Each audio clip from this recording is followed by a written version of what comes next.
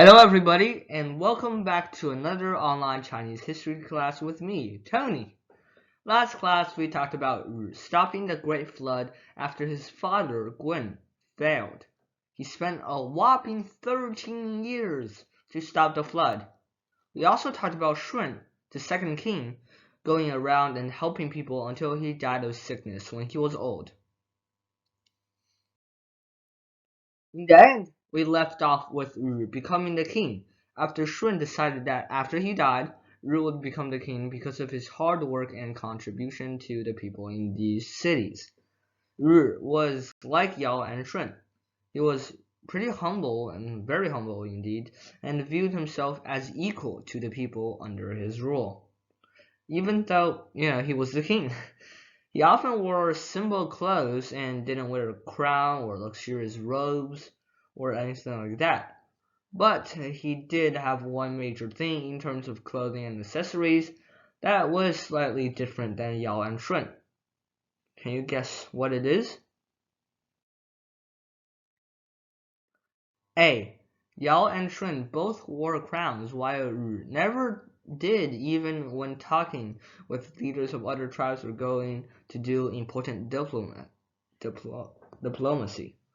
B. Ru had a large variety of imperial clothing and accessories such as silver crowns, but never actually wore them, and instead gave it to his ministers. C. He wore king-like clothes and a crown and gold-brimmed robe only when he was in conferences or announcing laws to the people or making treaties with other tribes.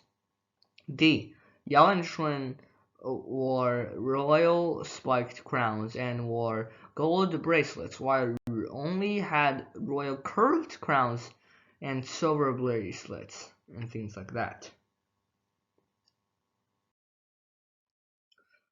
The correct answer was C.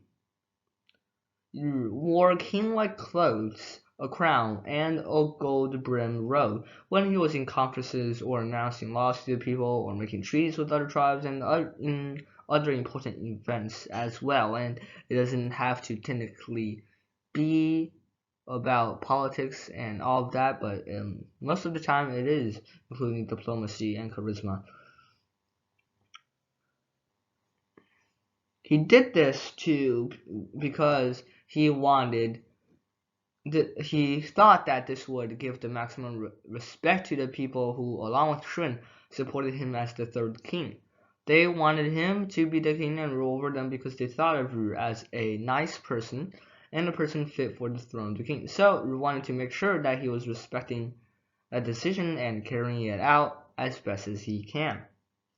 Now, since we're finished about talking about the start of Ru's rule, we're going to talk about what he exactly did in his times of ruling. He did a couple things differently than Shun. Shun tried to kick out the tribes who opposed him and the tribes who opposed Yao and who rebelled against him. If they didn't agree, and 99% of the time they didn't, he would engage in battle with them and their army and execute them. However, when Ru started ruling, there were a few tribes that actually opposed him because Shun got rid of all of them. But there still were several because more grew and rose over time.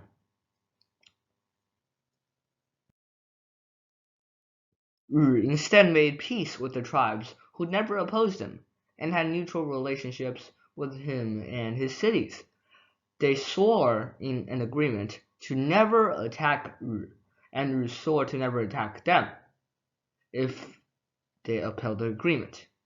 And if they didn't, that's going to be punishable by death. Or just get kicked out of this place, which is basically before the past China. An additional rule was that all of the tribes in Ru were linked together. All of the tribes who agreed and participated in this agreement, they were all linked together in one big group. If one tribe strays away and attacks another tribe who is in disagreement, then all of the tribes, along with Ru, would attack the traitor and help the tribe who got attacked. This ensures that no tribes would betray or do a surprise attack, and so that land-wide peace would be maintained. All the civilians would be happy, and Yu would become a better leader. With more tribes joining with Yu, this agreement would become an alliance, and this alliance would become a coalition. And this coalition will be named by Yu, Zhu Xia. And so it began. China had established its first official kingdom with multiple groups and a big population. Xia. This happened about approximately 4,000 years ago, about 2,100 something BC.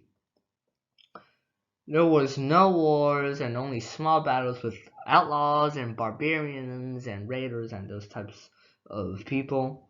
Everyone was just calm, and there were rarely any natural disasters, unlike at the times of Yao's rule and Shun's rule, the Great Flood, which you spent 13 years trying to stop.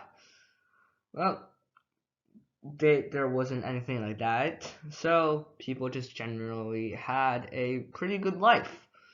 Now, you might be thinking, you would gain most of this, right? Gain most from this, right? He would be relaxing in his palace without worry, enjoying luxurious food and all of that stuff. Well, you would be wrong. He, like Shun, ran around cities and helped lots and lots of people. But unlike Shun, he didn't die far away, and while helping people, he grew old and died of old age. Yeah, like Yao. So, before he died, he prepared to hand the throne to somebody else. Well, who would he choose? Normally, you would think, and most people would think that, oh, he will just like find a person, just like Yao found Shun, and Shun found Yu, and then test them in tests to see if they're worthy to take on the throne. Well, nobody actually knows for sure what he actually did. But we know that the fourth king was actually Ru's son. How exactly did that happen? Well, people had a few theories, but we'll talk about it next class about how and why this happened. See you all next Monday.